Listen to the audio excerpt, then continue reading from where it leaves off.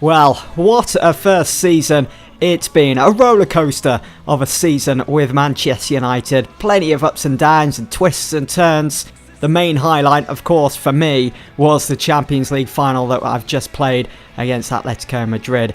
Now, in this episode, I'm going to be, well, we're in the off-season. We're going to be going through the summer and just basically looking at all the end-of-season stats and how each and every single player got on, not just for United, but for other teams, other players, and so on. So Romelu Lukaku got the Golden Boot award in the Champions League, racking up 10 goals. 10 goals in the Champions League, that's some achievement. Gareth Bale with 5 assists, with Dzeko just behind there for Roma, but you can see Mkhitaryan in third. He was brilliant also in the Champions League. And the Golden Glove award goes to Hugo Lloris, Navas and Oblak. They all managed to keep 5 clean sheets. Performances like that managed to see them into the later stages. Of course, Atletico Madrid making it to the final, but in the end conceding 4 against us. And yellow cards, I'm not too fussed about these, to be honest. Red cards, Ronaldo picking up a red card as well in the Champions League. It's not something that you see very often, but there we go. Let's just take a quick look at some of the key players this season then for Manchester United. So up first, of course, it has to be our captain, Antonio Valencia. He made a total of 48 appearances, only scored 2 goals. I'm not too bothered about that, to be honest, as he is a fullback, but he did his job in pretty much every competition that I've started him in, especially the Premier League, picking up an 8.10 rating. That's pretty beastly. He's only been at Manchester United for a season, but he certainly made his presence known. Nemanja Matic, after signing from Chelsea in the summer, he made a total of 43 appearances, scored 2 goals, but you can see that average of 8.0. Henrik Mkhitaryan, going forwards for United, he was key in assisting Romelu Lukaku, our top goal scorer this season. Moving on, Marouane Fellaini. Now, I know 1 or 2 of you guys have said, oh, you should sell Fellaini, but how important has Fellaini proven to be in multiple competitions this season, especially the Carabao Cup, using that height effectively? I think it's fair to say that player of the season has to go to Paul Pogba. He has been immense for me this season. He's scored 17 goals in total through all competitions. That's what you expect of a striker, not a central midfielder. Now, Anthony Martial missed pretty much the second half of the season through that 3-month injury. But, you know, he came back, picked up where he left off in that final home game of the Premier League against Watford, didn't he? Getting a goal, getting his name on that score sheet. He was certainly a lot more, well, I felt he was a lot more effective for me in the Champions League, even though he scored 2 goals less than he did in the Premier League. But hopefully he'll be ready to kick on come next season. It was a bit of a setback, that injury. Marcus Rashford, who pretty much took over that left side before Ivan Perisic joined us in January. But yeah, he was pretty phenomenal this season. He was fantastic. I'll always remember that game against Swansea where he destroyed that fullback. Now, Ivan Perisic, who I've just mentioned, signed in January. He made his presence known as well at the age of 29. He wasn't put off by Premier League football. He got stuck in. 9 starts, 4 goals. That's fantastic for any player joining the Premier League for the first time. Overall, made 15 appearances, scored 6 goals, picking up a 7.6 rate, and next season is going to be huge for him. Can he continue this form? And finally, how can I not mention Big Romelu Lukaku?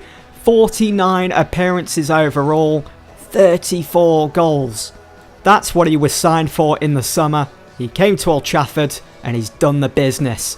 Now, in just the Premier League alone, he made 36 appearances, a couple of games shy of starting every single game for us in that competition. Scored 23 goals. At one point, it was Eden Hazard leading the way for that Golden Boot award, but it was Romelu Lukaku who won it in the end. Let's take a quick look at some of the final league standings then across Europe. So, in France, in Ligue 1, it was PSG that won the title by a point. Monaco, so very close to winning that.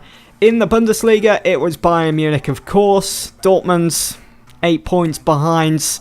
Is anyone ever going to be able to put a stop to Bayern Munich? Frankfurt finished in 3rd, Mönchengladbach in 4th, with Cologne in 5th, making the Champions League and the Europa League.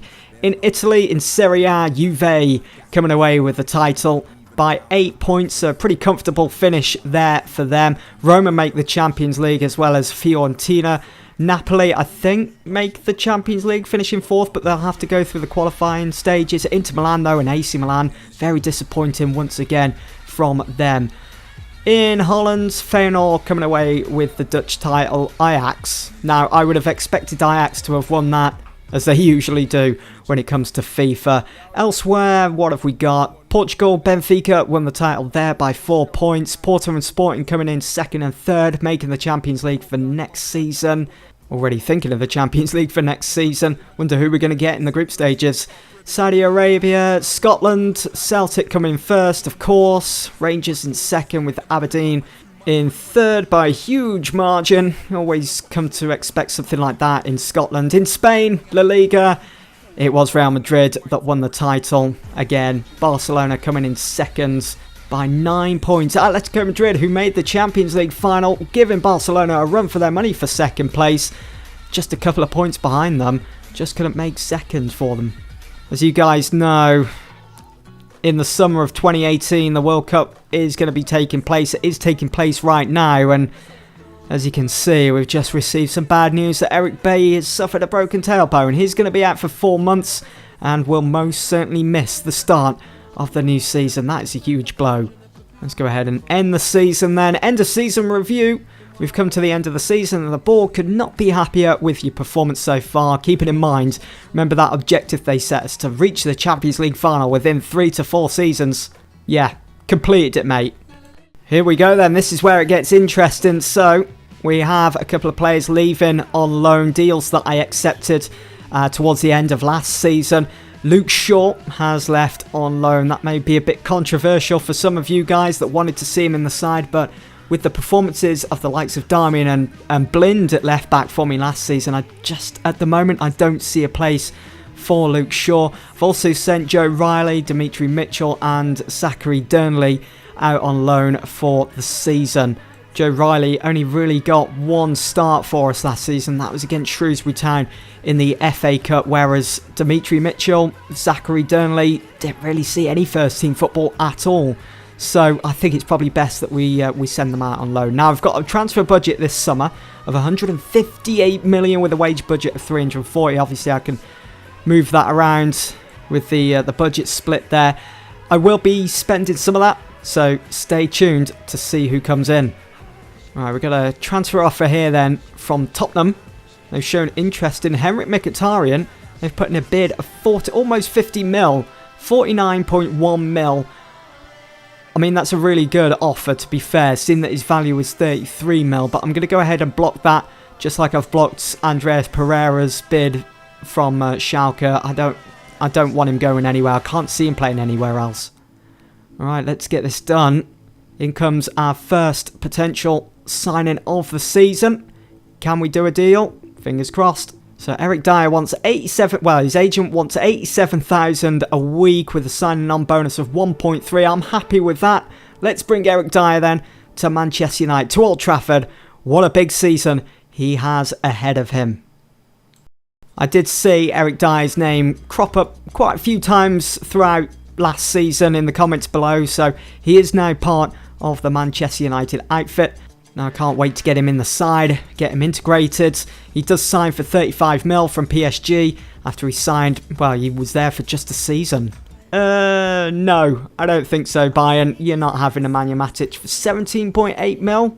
Seeing that we signed it for 40 mil in real life, not going to happen. I have loaned out Joel Pereira and also Regan Paul. So they'll just freeing up spaces as well. These are players that aren't going to get much first team football just yet anyway. I'm going to go ahead and block that bid for Matic. Danny Rose currently on 92,000 at Spurs. I'm going to disregard a release clause. 4 years on his contract. They want 125,000 a week. I'm going to go ahead and accept that. Let's bring him to Old Trafford. So that's our second signing of the summer. We're really bolstering that defence now. I think it's pretty much sorted. That's 3 quality left backs we have now in the side. Danny Rose I'll probably use for, well, he'll probably be first team. So he'll probably be used for Premier League football, Darmian for Champions League and Daley Blind for domestic cup competitions. We'll see how it goes. Fingers crossed there's not going to be many injuries for that position, but if there is, we've got suitable backup. I'm feeling pretty confident, feeling pretty happy with this signing. The World Cup's all over, and it is Germany that retain. They've won it by beating Spain 2-1. How about England, though? They made it to the semis. I'm surprised they didn't get knocked out on penalties there against the Germans. Up next then for Manchester United. I'm probably gonna play this game for this episode, actually. It's against Sevilla. It is the UEFA Super Cup. Seeing that we won the Champions League, Sevilla winning the Europa League again. How many times do they want to win that competition? It is their competition, isn't it? But we have got them in the UEFA Super Cup, another chance at silverware. Then we kick off the new Premier League season away at Selhurst Park to Crystal Palace. Then we play our first home game of the season against newly promoted Aston Villa. September, we've got Everton, Brighton, who stayed up. We've got Burnley and West Ham. Bayern Munich couldn't get Nemanja Matic, but they have just won the race for Malcolm. Now, one of you guys actually suggested bringing in this guy. I think it's the same one anyway. But Bayern Munich have won the race. They've got him for 35.3 mil. Chelsea have signed Gelson Martins. That was another name that popped up in the comments section quite a few times, but I never really acted on it because we brought in Ivan Perisic, and you know we've got Martial, Rashford, Lingard, and also Mkhitaryan that plays there. It's the winners of last season's Champions League and Europa League about to do battle. Manchester United against Sevilla. Who's going to win that trophy? Another chance of silverware here today for Manchester United. I have put Eric Dyer in the side. What a game for him to be. Maybe I shouldn't have started him, seeing that he wasn't part of the Champions League winning side from last season, but it's almost like the elite version of the Community Shield, where you put your new players in and see what they're capable of. He starts at the back alongside Daley Blind, Darmian at left back. It's Pogba, Matic and Herrera in central midfield, and Martial, Lukaku and Rashford up top. And that is what it's all about. Let's see if we can get our first chance away here with Pogba, who was dominant in that Champions League final. Can he continue that form here in today's game and win us another trophy? Pogba takes the corner then. And it's in for Eric Dyer, who came close to scoring his first goal to United. What a way to announce yourself. It's on for Herrera. Pogba in a bit of space. Might be able to get the first goal here. Just trying to bend it around the keeper, looking to pick out that bottom corner. And it's just wide of the mark. I mean, for a second, I did think it was going to find the back of the net. I mean, look at that. It's going in. It's going in. No, it's not. Pogba again in that advanced position. Here's Martial. Space. He had time as well. Hits it over. It's goal kick. Sevilla with a free kick here then. Got a man standing over it, 29 yards out. Steps over, takes it. Oh, wow. What an incredible save from the one, the only, David De Gea. Take a bow. He had to switch his arm there to his right. As you can see, he went for his left and then had to fully stretch out with the right and palm that away. It's going to be a corner. What a crucial save. Probably one of the best saves I've seen on FIFA so far this year. And now Sevilla. Well, they couldn't score the free kick, but they have scored from a set piece. It comes from the corner this time, and it's Brahimi that makes it 1-0. Hasn't been a good start, really, for us. We just haven't hit the ground running at all. Here we go. Herrera. Oh, space for Martial. Got to be making it 1-1. Martial, you've got to be scoring that. Come on. Here he is again, Martial. It's in for... it's just past Lukaku. It's back in for Rashford. Pogba with the header. Oh dear, oh dear. Rico, what are you doing? I can't believe I've just got an equaliser there from Pogba's header. Rico should be saving that. Dear, oh dear. Another corner here for United. Rashford swings it in, looking for Eric Dyer, who's on the end of it. Martial is as well. And he has been so off tune here today. He's had so many chances in front of goal. Should have at least scored 2 goals today. Brahimi onto Ever Banega.